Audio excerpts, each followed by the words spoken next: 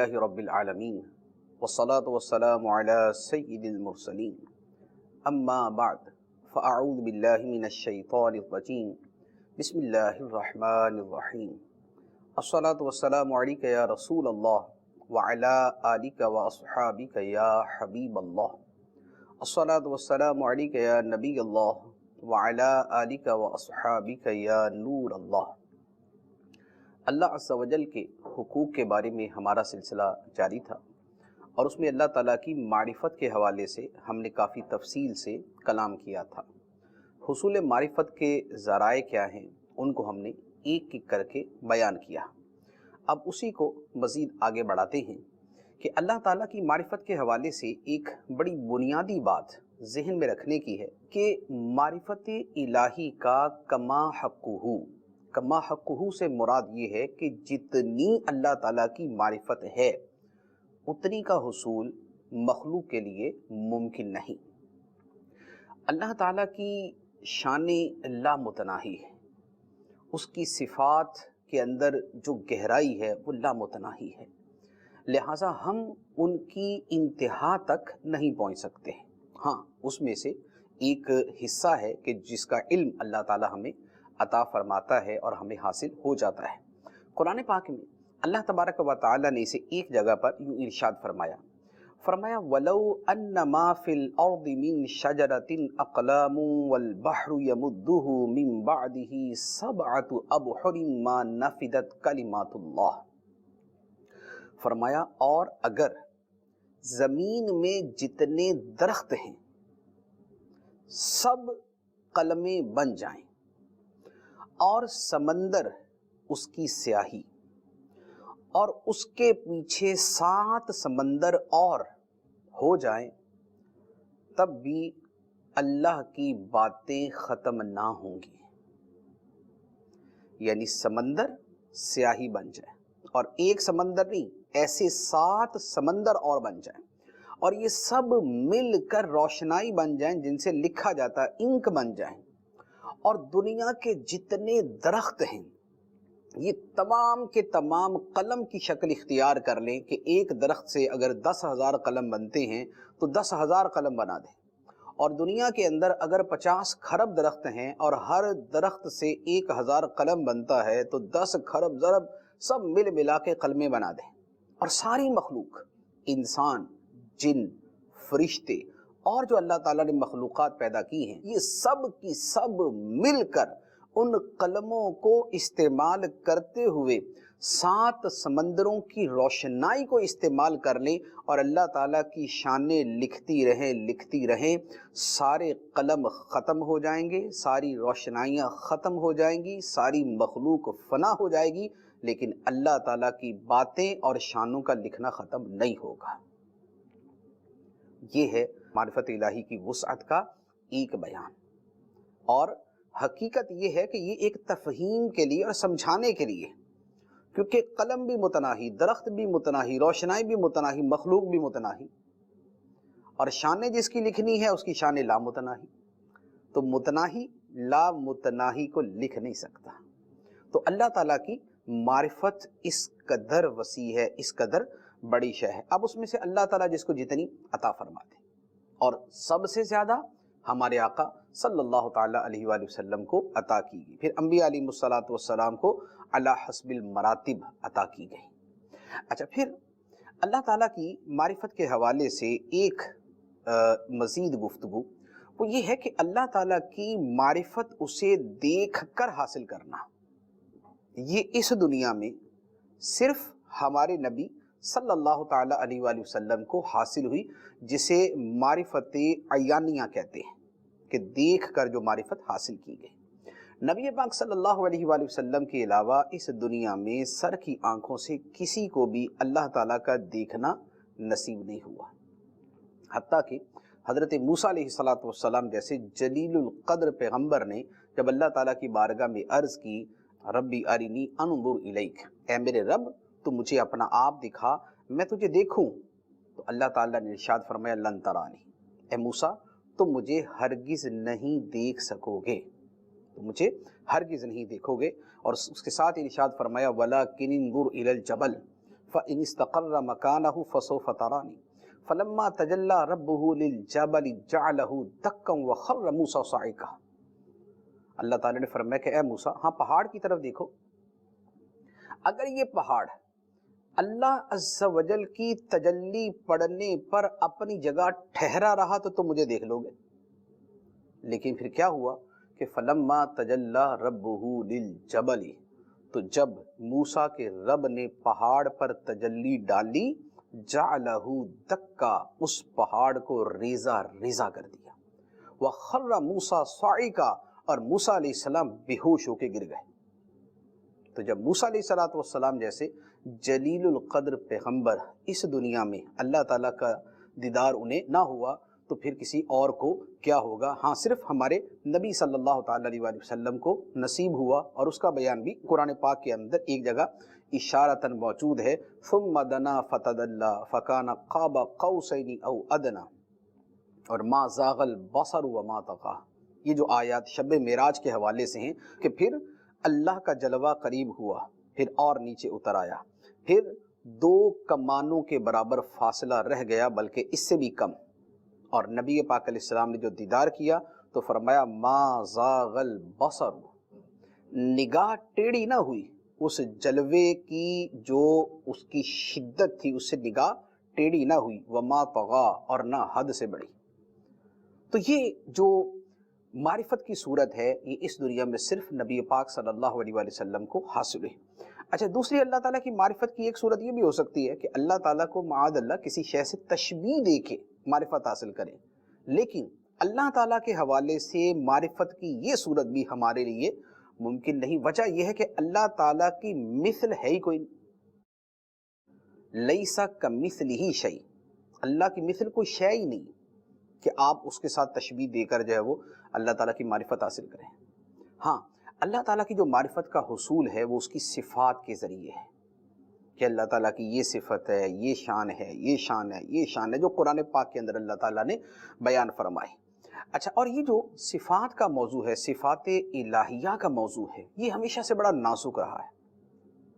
اس کے اوپر حقیقت یہ ہے کہ عوامی فورم کے اوپر تو اس کے اوپر تفصیلی کلام کرنا، جو اس کے دقائق ہیں اور جو اس کے اندر باریکیاں ہیں ان کو بیان کرنا، یہ مصلحت کے بھی خلاف ہوتا ہے اور عوام کو سمجھ بھی نہیں آئے گا۔ اسی لیے صفات ہی کی وہ مباحث تھیں کہ جن کی وجہ سے معتزلہ فرقہ جدا ہو گیا، خارجی جو ہے وہ جدا ہو گئے، جہمیہ جدا ہوئے، قدریہ جدا ہوئے، اور اس کے علاوہ شروع اسلام کے جو ابتدائی وہ صدیاں بنتی ہیں ان کے اندر جو فرقے بنتے تھے ان میں اکثریت وہی ہے کہ جو صفات باری تعالیٰ کے حوالے سے غلط فہمیوں کا شکار ہوئی اور ان کے فرقے بن گئے۔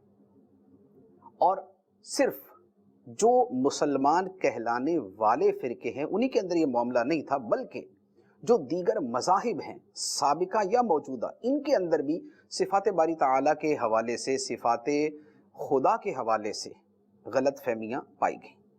اسی لیے مثال کے طور پہ مشہور فلسفی افلاطون، فلاسفہ نے بھی اللہ تعالیٰ کی صفات کے اوپر کلام کیا، لیکن بہت ساری جگہوں پہ حدود سے تجاوز کیا، اللہ تعالیٰ کے لیے اضطرار ثابت کیا کہ بعض جگہ پر اس سے اضطراراً افعال صادر ہوتے ہیں، حالانکہ اللہ تعالیٰ اس سے پاک ہے۔ افلاطون نے کہا کہ اللہ تعالیٰ کلیات کا علم رکھتا ہے، جزیات کا نہیں رکھتا۔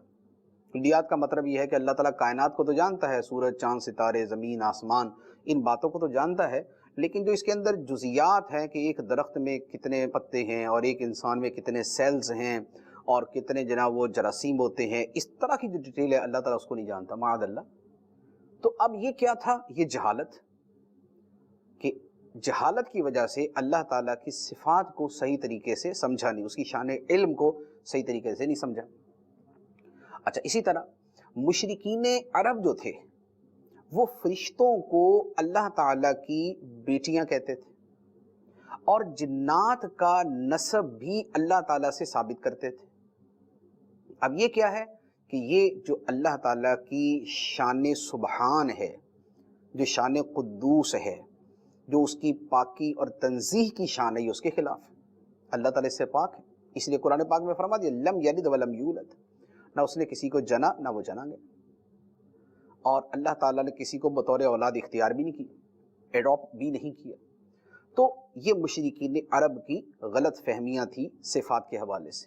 اچھا، اسی طریقے سے بتوں کو اللہ تعالیٰ کی بارگاہ میں شفیع ماننا کہ یہ سفارش کریں گے، شفاعت کریں گے، یہ بھی ایک جہالت کی صورت تھی کہ اللہ تعالیٰ کی بارگاہ میں جو سفارش ہے وہ اللہ کی اجازت سے ہوگی اور اسی کی ہوگی جس کو خدا نے پرمیشن دی ہے، جیسے انبیاء علیہ السلام، جیسے اولیاء کرام، جیسے فرشتے۔ تو یہ تو اللہ تعالیٰ کی بارگاہ میں سفارش کریں گے، لیکن خود ہی بت بنا کے ان کو شفیع بنا دے، شافع بنا دے، ایسا نہیں۔ اچھا، اسی طرح پھر دنیا کے اندر وہ بت پرست قومیں بھی موجود ہیں کہ جو یہ کہتی ہیں کہ معاذ اللہ، اللہ تعالیٰ اوتار کی شکل میں دنیا کے اندر آتا ہے، یعنی انسانی وجود کے اندر اللہ تعالیٰ دنیا کے اندر آتا ہے۔ اللہ تعالیٰ اس سے پاک ہے کہ وہ اس طرح جو ہے وہ کسی اوتار کی شکل میں آئے، ایسا نہیں۔ ہاں، اسلام نے اللہ تعالیٰ کی جو شانیں ہیں ان کو اس قدر خوبصورت انداز کے اندر ڈیفائن کیا اور ایکسپلین کیا اور انہیں واضح کیا کہ پوری طرح سمجھ آ جائے کہ اللہ تعالیٰ کی شان کیا ہے، اس کی صفات کیا ہے۔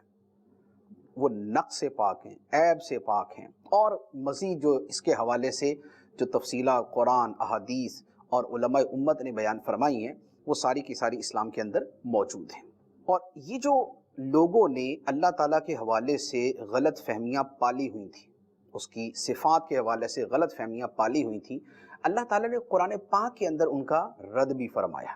چنانچہ ایک جگہ ارشاد فرمایا وَمَا قَدَرُ اللَّهَ حَقَّ قَدْرِهِ، اور ان لوگوں نے اللہ کی ویسے قدر نہ کی جیسے اس کی قدر کرنے کا حق تھا۔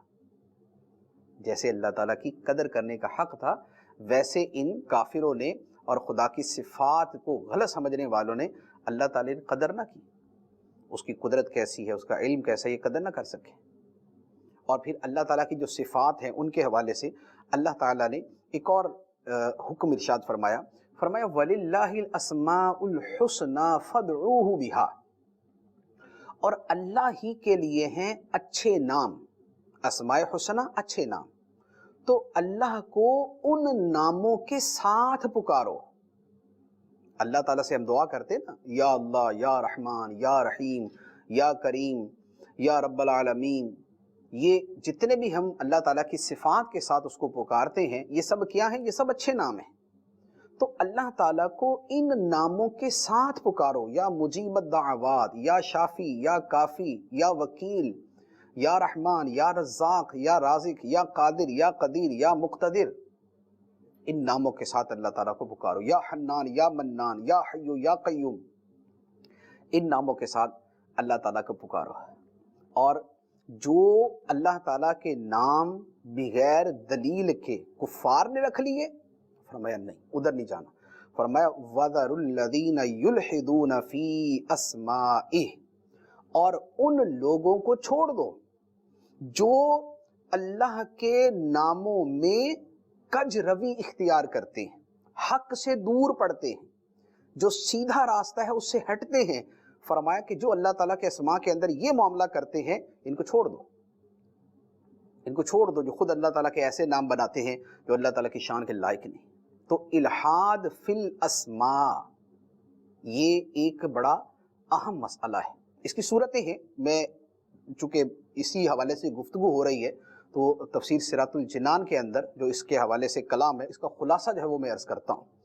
اللہ تعالیٰ کے ناموں میں اس کی صفات بیان کرنے میں حق اور استقامت سے دور ہونے کی مختلف صورتیں۔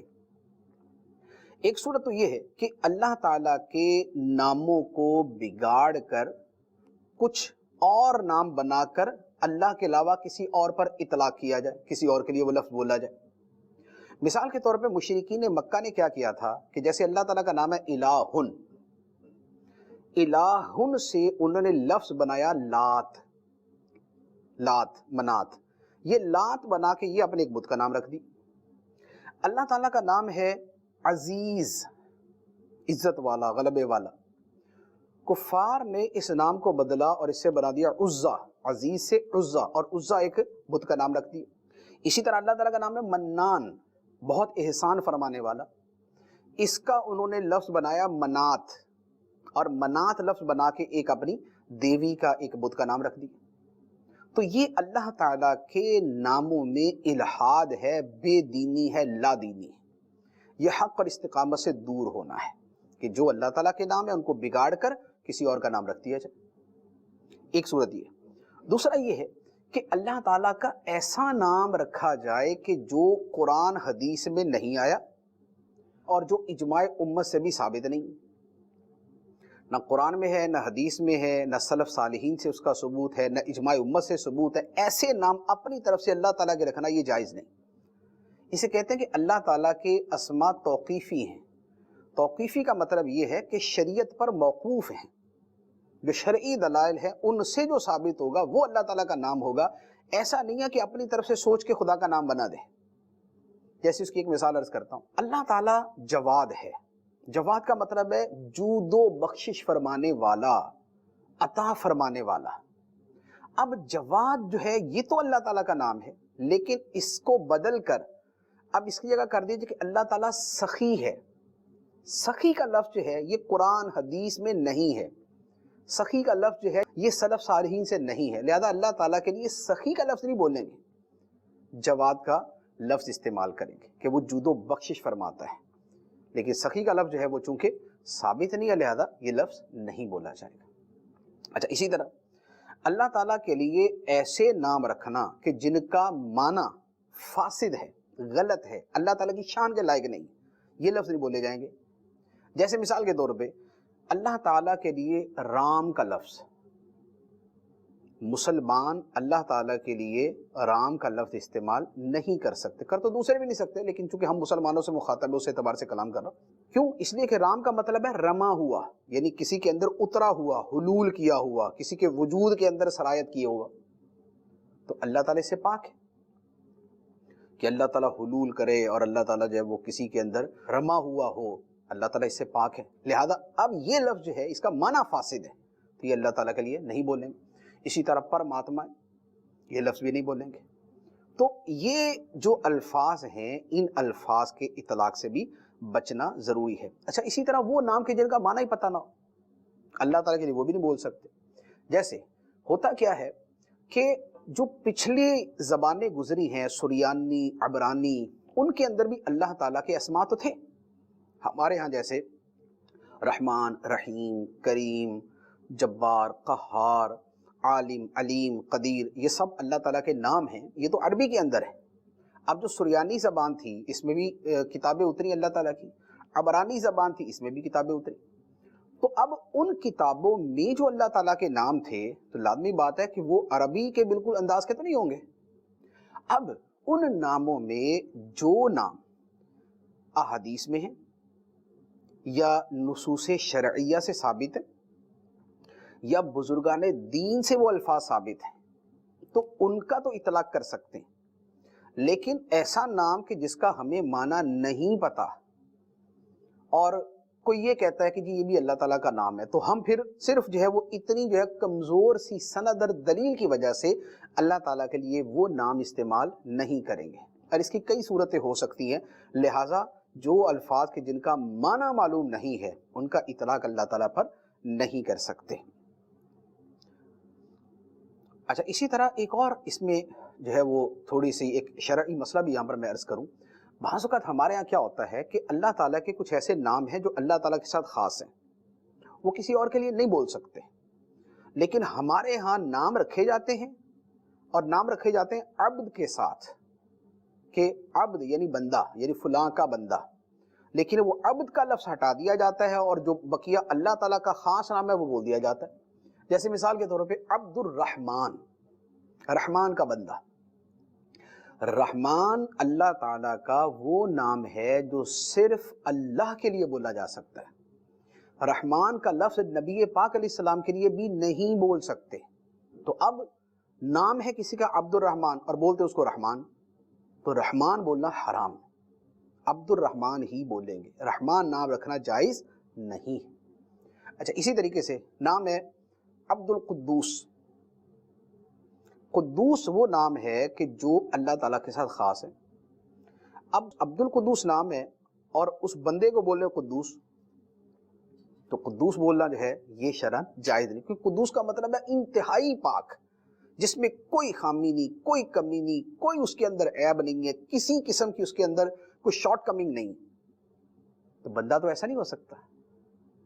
تو اب یہ نام جو ہے یہ بھی توجہ طلب ہے۔ عبد القدوس ہے تو یہی کہا جائے، قدوس نہ کہا جائے۔ عبد القدیر بھی اسی کے اندر آتا ہے، عبد القدیر کو قدیر کہنا یہ جائز نہیں، عبد القدیر ہی کہا جائے۔ تو یہ میں نے چند مثالیں آپ کے سامنے جو ہے وہ اچھا، اسی طرح خالق بڑا مشہور نام ہے۔ اب نام ہوتا ہے عبد الخالق، اس کو بولتے خالق۔ خالق خالق کا مطلب پیدا کرنے والا، تو کیا بندہ پیدا کرنے والا ہے؟ نہیں، تو بندہ عبد الخالق ہے، وہ خالق کا بندہ ہے، خالق نہیں ہے۔ لہذا عبد الخالق کو عبد الخالق ہی کہنا ضروری ہے، خالق کہنا حرام ہے۔ اسی طرح رازق بھی ہے، رازق کون ہے؟ اللہ تعالیٰ۔ اب نام ہے عبد الرزاق اور بولتے اس کو رزاق ہیں، تو اب عبد الرزاق کو رزاق کہنا یا عبد الرازق کو رازق کہنا یہ بھی جائز نہیں۔ تو لہذا یہ ایک بڑی اہم ایک چیز ہے جو جہالت کی وجہ سے ہمارے معاشرے کے اندر رائج ہے کہ نام بگاڑ دیتے ہیں، اور یہ بھی الحاد فی الاسماء کی صورت میں کہ اللہ تعالیٰ کے ناموں میں حق سے ہٹنا، کہ جو نام خدا کے ساتھ خاص ہیں وہ کسی اور کے اوپر بولنا یہ جائز نہیں ہے۔ تو ان مسائل کا بھی خیال رکھا جائے۔ اچھا، اب یہاں پر صفات باری تعالیٰ کا چونکہ بیان تھا کہ وَلِلَّهِ الْأَسْمَاءُ الْحُسْنَى، اور اللہ ہی کے لیے ہیں اچھے اچھے نام، فَادْعُوهُ بِهَا، تو اللہ کو ان ناموں کے ساتھ پکارو، اور ان لوگوں کو چھوڑ دو جو اللہ کے ناموں میں حق اور استقامت سے ہٹتے ہیں، جو کج روی اختیار کرتے ہیں، جو ٹیڑھا راستہ اختیار کرتے ہیں، ان کو چھوڑ دو۔ تو اللہ تعالیٰ کی جو صفات کا معاملہ ہے، جیسے میں نے عرض کیا کہ ایک اعتبار سے تو یہ بہت دقیق معاملہ ہے، لیکن ایک اعتبار سے یہ بہت واضح بھی ہے کہ قرآن پاک کے اندر اللہ تعالیٰ کی صفات کا بیان بڑا مفصل ہے اور بڑا کھول کر بیان کیا گیا ہے، اور ان کے ذریعے سمجھنا بڑا آسان بھی ہے۔ کچھ جگہ پر دقت ہوتی ہے تو وہاں پر کسی نہ کسی لازمی بات ہے کہ پھر عالم سے ہی وہ سمجھیں گے، خود بخود سمجھیں گے تو بہت زیادہ غلطی کا اندیشہ ہے۔ اچھا، اب یہاں پر ایک چیز عرض کروں، ایک ہے اللہ تعالیٰ کا ذاتی نام اور دوسرے ہیں صفاتی نام۔ ذاتی نام اللہ تعالیٰ کا ہے اللہ، لفظ اللہ اسم جلالت یہ اللہ تعالیٰ کا ذاتی نام ہے۔ اس کے علاوہ جتنے نام ہیں یہ سب صفاتی نام کہلاتے ہیں، کہ یہ اللہ تعالیٰ کی کسی صفت پر دلالت کرتے ہیں۔ لفظ اللہ ذات خدا پہ دلالت کرتا ہے، رحمان اس کی رحمت پہ، رحیم اس کی رحمت پہ، رؤوف اس کی رافت پہ، کریم اس کے کرم پہ، ذوالفضل اس کے فضل کے اوپر، اور مجیب الدعوات اس کی دعا قبول کرنے کے اوپر۔ یعنی اللہ تعالیٰ کی صفتیں اور شانیں ان ناموں سے ظاہر ہوتی ہیں، ان کو کہتے ہیں صفاتی نام۔ تو ذاتی نام صرف اللہ، اور صفاتی نام جتنے بھی بقیہ نام ہیں وہ سب صفاتی نام ہے۔ جیسے نبی پاک صلی اللہ تعالیٰ علیہ وسلم کے جو ذاتی نام ہے وہ دو ہیں، ایک ہے محمد اور ایک ہے احمد صلی اللہ علیہ وسلم۔ محمد و احمد ذاتی نام ہے، اور بقیہ سب نبی پاک علیہ السلام کے صفاتی نام ہیں، نبی، رسول، مزمل، مدثر، طہ، یاسین اور کریم، رحیم، رؤوف۔ تو یہ جتنے نبی پاک علیہ السلام کے اسماء مبارکہ یہ سب آپ کے صفاتی نام ہیں۔ محمد اور احمد جو ہیں یہ ذاتی نام۔ تو اللہ تعالیٰ کا ذاتی نام ہے اللہ، اور اس کے علاوہ جتنے نام ہیں وہ سب آ جاتے ہیں صفاتی نام۔ اچھا، اب ان صفاتی ناموں کا جو قرآن پاک میں بیان ہے اس کے ساتھ ہمارا کیا تعلق ہے؟ دو باتیں ہیں۔ ایک تو یہ ہے کہ اللہ تعالیٰ کا یوں کہہ لے کہ جو تعارف ہے اور جو اللہ تعالیٰ کی شانوں کا ہمارے سامنے بیان ہے کہ جس سے ہم سمجھتے ہیں کہ اس عظیم ذات کی شانیں کیا ہیں، ہمیں ان صفات کے ذریعے ان کا پتہ چلتا ہے۔ دوسرا یہ ہے کہ ان صفات کے ذریعے ہم اللہ تعالیٰ سے تعلق قائم کرتے ہیں۔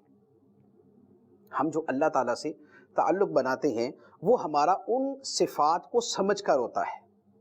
مثال کے طور پہ جیسے اللہ تعالیٰ کی صفت ہے خالق۔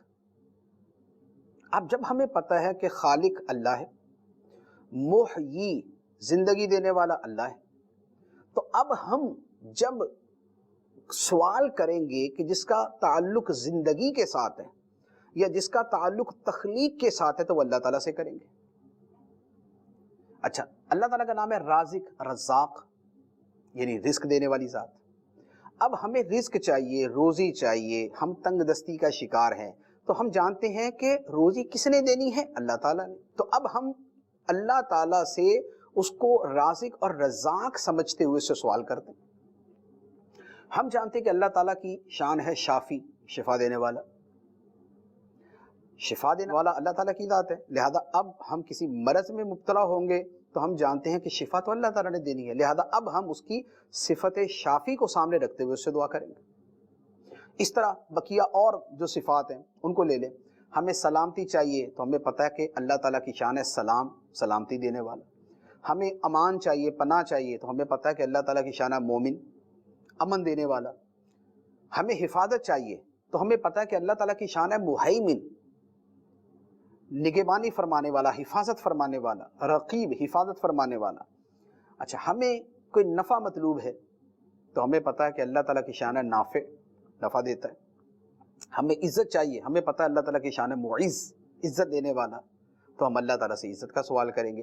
ہمیں مدد چاہیے تو ہمیں پتہ ہے کہ اللہ تعالیٰ کی شان ہے ولی، ناصر، ولی مددگار، ناصر مددگار، تو ہم اللہ تعالیٰ کی ان صفات کو اپنے سامنے رکھ کے، اپنے ذہن میں رکھ کے اللہ تعالیٰ سے دعا مانگیں گے۔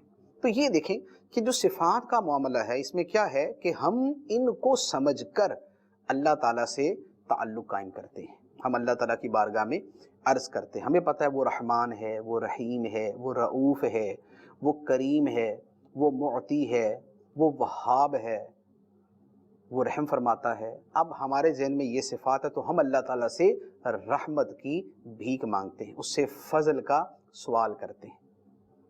تو صفات باری تعالیٰ کو سمجھنے سے ہمارا ایمان جو ہے وہ مضبوط ہوتا ہے اور ہمارا جو خدا سے تعلق ہے اس کے اندر مضبوطی آتی ہے۔ یہاں پر ایک اور کلام بھی کیا جاتا ہے اور وہ ہے اللہ تعالیٰ کے 99 ناموں کے حوالے سے۔ 99 اللہ تعالیٰ کے جو نام ہیں، اللہ تعالیٰ کے 99 ناموں کے حوالے سے میں 3 چیزیں عرض کروں گا۔ پہلی بات تو یہ ہے کہ 99 ناموں کی بڑی فضیلت ہے۔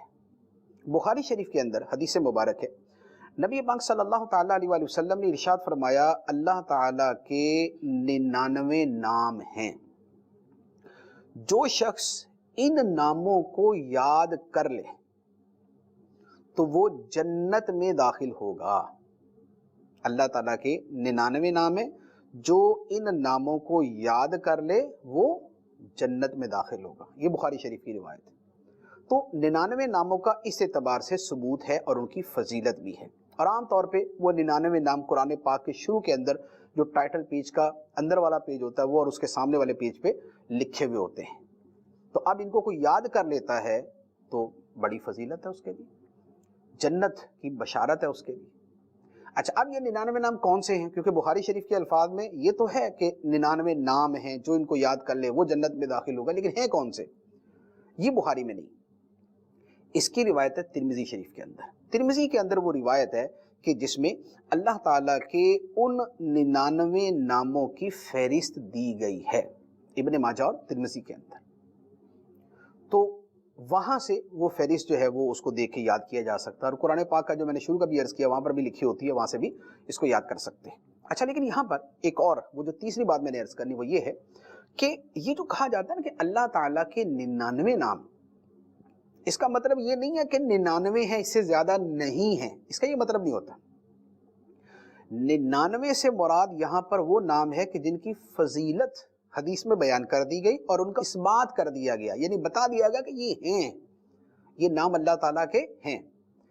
ایسا نہیں ہے کہ ان 99 کے علاوہ اللہ تعالیٰ کے اور نام نہیں ہیں، نہیں، اللہ تعالیٰ کے اور بھی بہت سارے نام ہیں۔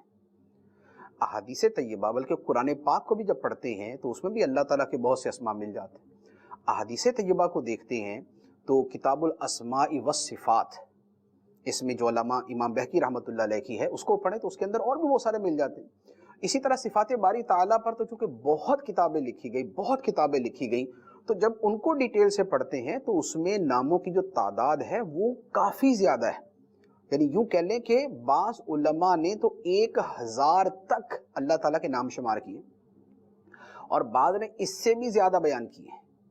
تو جو 99 ہیں یہ وہ ہیں کہ جو ایک حدیث میں بیان کیے گئے، ترمذی کے اندر، ابن ماجہ کے اندر، اور جن کو یاد کرنے کی فضیلت جو ہے وہ بخاری شریف میں بیان کی گئی، ورنہ اللہ تعالیٰ کے جو نام ہے وہ اس سے زائد ہیں۔ اب اللہ تعالیٰ کے ناموں کے حوالے سے، صفات کے حوالے سے چند ایک چیزیں مزید میں عرض کرتا ہوں۔ جیسے پہلے میں نے بیان کیا کہ اللہ تعالیٰ کے ناموں کا معاملہ یوں نہیں ہے کہ کوئی بندہ اپنی مرضی سے اللہ تعالیٰ کا نام بنا لے، ایسا نہیں۔ صفات باری تعالیٰ کے بارے میں چند اصول ہیں۔ تو اصول کیا ہیں؟ ایک تو یہ ہے کہ اللہ تعالیٰ کا کوئی بھی نام یا صفت اپنی نوعیت کے اعتبار سے اس کا اچھا ہونا لازم ہے، یعنی اس میں خوبی کا معنی پایا جائے۔ اللہ تعالیٰ کا نام یا صفت جو بھی ہوگی وہ ہوگی جس میں خوبی کا معنی ہو، جس میں کمال کا معنی ہو۔ نقص معاذ اللہ اللہ تعالیٰ کی صفات میں نہیں ہو سکتا، لہذا کوئی بھی جو بری صفت ہے وہ اللہ تعالیٰ کی طرف منسوب نہیں کی جائے گی۔ معاذ اللہ کذب ہے، جہل ہے، ظلم ہے، یہ اللہ تعالیٰ کی طرف منسوب نہیں کر سکتے۔ اللہ تعالیٰ ظلم سے پاک ہے، کذب سے پاک ہے، جھوٹ سے پاک ہے، جہل سے پاک ہے، اور اس طرح کی جو عیوب ہیں اللہ تعالیٰ ان سے پاک ہے۔ تو اللہ تعالیٰ کا نام وہ رکھا جائے گا کہ جس میں خوبی کا، اچھائی کا، کمال کا معنی پایا جائے۔ اسی لیے قرآن پاک کے اندر کیا فرمایا؟ وَلِلَّهِ الْأَسْمَاءُ الْحُسْنَى، اللہ تعالیٰ کے لیے اچھے نام ہیں، اچھے نام، لہذا جو برا نام ہوگا وہ اللہ تعالیٰ کا نہیں ہو سکتا۔ ایک بات۔ اچھا، دوسری بات یہ ہے کہ اب اللہ تعالیٰ کے لیے اچھے نام کا یہ مطلب نہیں ہے کہ ہم کوئی بھی اچھا معنی نکال کے اللہ تعالیٰ کا نام بنا دیں، ایسا نہیں، بلکہ اللہ تعالیٰ کے اسماء و صفات کے لیے ضروری ہے کہ وہ نام کسی مستند ذریعے سے ثابت ہو، وہ نام کسی مستند ذریعے سے ثابت ہو۔ مستند ذریعہ کیا ہے؟ قرآن، حدیث، اور امت کا اجماع، اور سلف صالحین کے اندر کوئی رائج نام، یعنی سلف صالحین استعمال کرتے تھے کوئی نام، تو اس کا مطلب یہ ہوگا کہ اس کا ثبوت ہے پیچھے، یا پوری امت وہ لفظ استعمال کرتی ہے تو اس کا مطلب ہے کہ یہ جائز ہے۔ تو اللہ تعالیٰ کے اسماء و صفات میں یہ بھی ضروری ہے کہ اس کا وہ کسی مستند ذریعے سے ثابت ہو۔ تو یہ چند ایک اصول ہیں جو اس حوالے سے عرض کیے گئے ہیں۔ اچھا، اب اس کے ساتھ جو اللہ تعالیٰ کی صفات ہیں اگر ان کو دیکھیں جو قرآن پاک میں ہیں یا جو احادیث طیبہ میں ہیں، اس میں سمجھنے کے لیے کئی انداز ہو سکتے ہیں۔ جیسے یہ بھی ہو سکتا ہے کہ اللہ تعالیٰ کی ان صفات کو ہم علیحدہ طور پہ سمجھیں کہ جن کا تعلق صرف اس کی ذات کی عظمت کے ساتھ ہے، کہ وہ معبود ہے، وہ زندہ ہے، وہ علیم ہے، اور اس کے اندر مخلوق کے ساتھ جو ہے وہ کوئی تعلق کی بات نہ ہو اس کے اندر، تو اس کو جدا کر لیں۔ اچھا، وہ صفات کہ جن کے ساتھ مخلوق جو ہے وہ وابستہ ہوتی ہے اور جس کے ساتھ مخلوق جو ہے وہ اپنی معروضات عرض کرتی ہے، جیسے شافی، نافع، یہ والی جو صفات، تو اسے ان کو جدا کر کے سمجھ لیں۔ اور دوسری اور انداز بھی ہو سکتے ہیں، وہ صفات کے جن کا تعلق اس کی رحمت کے ساتھ ہے اور وہ صفات جن کا تعلق اس کے غضب کے ساتھ ہے، تو یہ جدا جدا ہو سکتے ہیں۔ اسی طرح پھر اور بھی تقسیمات ہیں۔ مثال کے طور پہ علماء متکلمین جو ہیں وہ صفات کے حوالے سے کئی انداز میں کلام کرتے ہیں، ایک صفات ذات اور ایک صفات افعال۔ صفات ذات کی جدا فہرست ہے اور صفات افعال جدا ہے۔ اچھا، پھر ایک دوسری تقسیم کی جاتی ہے صفات ثبوتیہ اور صفات سلبیہ۔ صفات ثبوتیہ وہ کہ جس میں ثبوت ہے اللہ تعالیٰ کے لیے کسی شے کا، اور صفات سلبیہ وہ کہ جس میں اللہ تعالیٰ سے کسی شے کی نفی ہے کہ اللہ تعالیٰ اس سے پاک ہے، یہ اللہ تعالیٰ کی شان کے لائق نہیں ہے، وہ صفات سلبیہ ہو جاتی۔ تو اب یہ ایک تقسیم ہے۔ اچھا، اس کے علاوہ سمجھنے کے لیے کئی اور انداز بھی اختیار کیے جا سکتے ہیں۔ تو بعض علماء نے یہ بھی کیا ہے کہ اللہ تعالیٰ کی صفات کی مختلف اقسام بنائی ہیں، کہ اللہ تعالیٰ کی کچھ صفات وہ ہیں جن کا تعلق اللہ تعالیٰ کی رحمت کے ساتھ ہے، کچھ صفات وہ ہیں جن کا تعلق اللہ تعالیٰ کی شان تخلیق کے ساتھ ہے، کچھ صفات وہ ہیں جن کا تعلق اللہ تعالیٰ کی عظمت کے ساتھ ہے، کچھ وہ ہیں جن کا تعلق اللہ تعالیٰ کی قدرت کے ساتھ ہے، کچھ وہ ہیں جن کا تعلق اللہ تعالیٰ کی وحدانیت کے ساتھ ہے، تو یوں اس اعتبار سے بھی مختلف اقسام بیان کی گئی۔ تو ان میں سے چند ایک چیزیں ہیں، اس کو مختلف تقسیمات کے اندر جب میں عرض کرتا ہوں تو اس سے سمجھنا جو ہے وہ ذرا آسان ہو جائے گا۔ اللہ تعالیٰ کی صفات کے حوالے سے ایک تو وہ اقسام ہے جن کا تعلق اللہ تعالیٰ کی رحمت کے ساتھ ہے، رحمت الہی کے ساتھ، ایک وہ جن کا تعلق قدرت کے ساتھ، ایک وہ جن کا تعلق علم کے ساتھ، اسی طرح وہ کہ جن کا تعلق اللہ تعالیٰ کی خلاقی کے ساتھ ہے کہ وہ خالق ہے، اور وہ صفات کے جن کا تعلق اللہ تعالیٰ کی توحید کے ساتھ ہے۔ اب تو پہلی صورت ہے اللہ تعالیٰ کی رحمت کے ساتھ جن صفات کا تعلق ہے، یہ ایک پورا جو ہے وہ ڈیٹیل کلام ہے کہ جن کا تعلق اللہ تعالیٰ کی رحمت کے ساتھ ہے۔ اللہ تعالیٰ اپنی مخلوق پر مہربان ہے، وہ رحم فرماتا ہے، وہ رحمت فرماتا ہے، وہ کرم نوازی فرماتا ہے، وہ بخشش فرماتا ہے، وہ عطا فرماتا ہے۔ یہ سب وہ چیزیں ہیں جو اللہ تعالیٰ کی صفت رحمت کو ظاہر کرتی ہیں کہ مخلوق عرض کرتی ہے تو خدا اس کی دعا سنتا ہے، غلطی کرتی ہے تو اللہ تعالیٰ اس پہ حلم فرماتا ہے، خطا کرتی ہے تو اللہ تعالیٰ درگزر فرماتا ہے، نیکی کرتی ہے تو اللہ تعالیٰ نیکی کا صلہ عطا فرماتا ہے، اور اس کے علاوہ مشکل میں بندہ گرفتار ہوتا ہے تو اللہ تعالیٰ اس کو نجات دیتا ہے، تو اور تاریکی میں ہے تو اللہ تعالیٰ اس کو نور عطا فرماتا ہے۔ یہ وہ چیزیں ہیں کہ جن کو سامنے رکھ کے بندے کے دل میں اللہ تعالیٰ کی محبت پیدا ہوتی ہے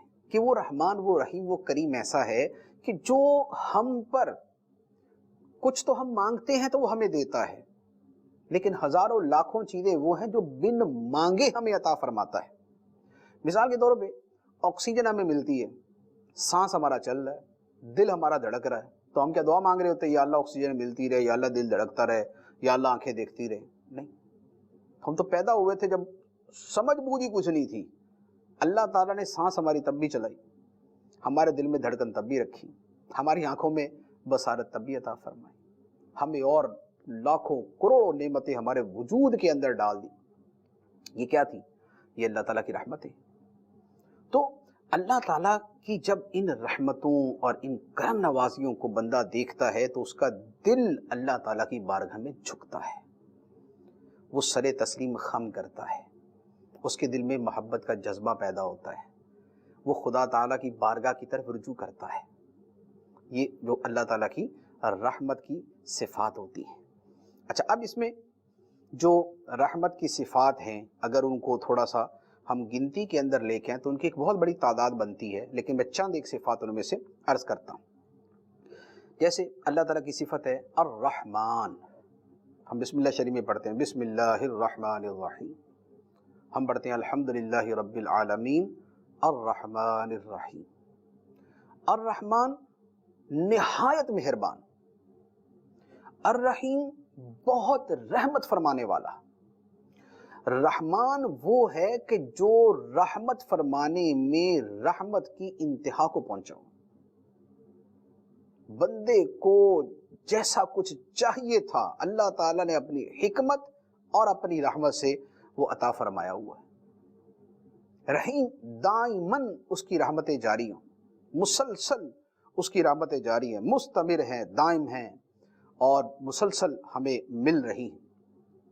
سورج ہے، ایسا نہیں ہے کہ ایک دن نکلتا ہے 4 دن نہیں نکلتا، نکل رہا ہے، سورج نکلتا ہے، روزانہ نکلتا ہے اور نکلا ہی ہوتا ہے، دنیا کے کسی نہ کسی خطے میں نکلا ہوتا ہے، اور جو اس سے رحمتیں وابستہ ہیں، فوائد اور منافع وابستہ ہیں، وہ بندے کو مل رہے ہیں۔ اسی طرح پانی ہے، پانی جو ہے وہ مسلسل لوگوں کو میسر ہے۔ ہوا ہے، اللہ تعالیٰ نے ہوا کا ایسا نظام بنایا ہوا کہ ہوا بندے کو مل رہی ہے۔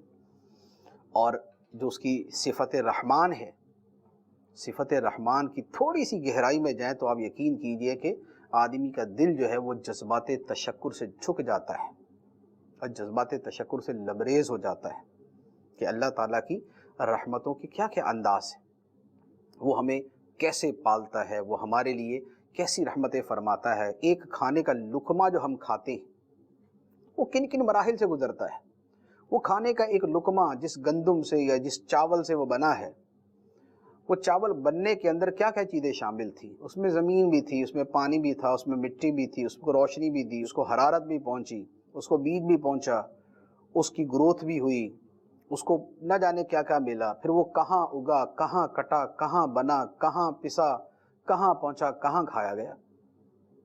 مشرق کے اندر پیدا ہونے والی چیز ہوتی ہے، اللہ تعالیٰ مغرب والوں کو کھانے کے لیے عطا فرما دیتے ہیں۔ ایک دانہ مشرق کا اس میں، ایک دانہ مغرب کا اس میں، ایک دانہ کہیں کا ہے، پتہ نہیں کہاں کے دانے مل کے وہ چیز بنی ہوتی ہے اور ہم تک پہنچتی۔ آلو پیدا ہو رہا ہے جناب ہنگری کے اندر، اور آلو پیدا ہو رہا ہے جناب یورپ کے کسی ملک کے اندر، ہمارے سامنے چپس کی صورت کے اندر موجود ہے۔ ہم مختلف جو ہے وہ چیزیں کھا رہے ہوتے ہیں۔ یہ کیا ہوتا ہے سارا؟ یہ اللہ تعالیٰ کی شان رحمان ہے، شان ربوبیت ہے، وہ پالنے والا ہے۔ وہ کہاں سے بندے کو کیسے پالتا ہے، ہم کسی ایک شے کو پکڑ کے اس کی آخری تک پہنچنے کی کوشش کریں تو ہماری عقلیں دنگ رہ جاتی ہیں۔ اور اللہ تعالیٰ نے پورا یہ نظام قائم کیا ہوا ہے، زمین سے لے کر آسمان تک، مشرق سے لے کر مغرب تک، ہر بندے کو اس کی شان کے مطابق جو رحمت اللہ تعالیٰ اس کو دینا چاہتا ہے اس کو پہنچا رہا ہوتا ہے، اور جس کو رحمت دینا چاہتا ہے اس کو روک کوئی نہیں سکتا، اور جس سے نعمت واپس لینا چاہتا ہے تو اللہ تعالیٰ سے چھین کوئی نہیں سکتا۔ تو یہ اللہ تعالیٰ کی جو صفت الرحمن ہے، صفت رحیم ہے، یہ اس کی صفت رحمت کے اوپر دلالت کرنے والی۔ یہی مہربانی کی جو صفات ہیں ان کے اوپر انشاءاللہ عز و جل مزید کلام کریں گے۔ اللہ تبارک و تعالی اپنی رحمت ہمارے شامل حال رکھے اور ہمیں اپنی معرفت نصیب فرمائے، آمین بجاہ النبی الامین صلی اللہ علیہ وسلم۔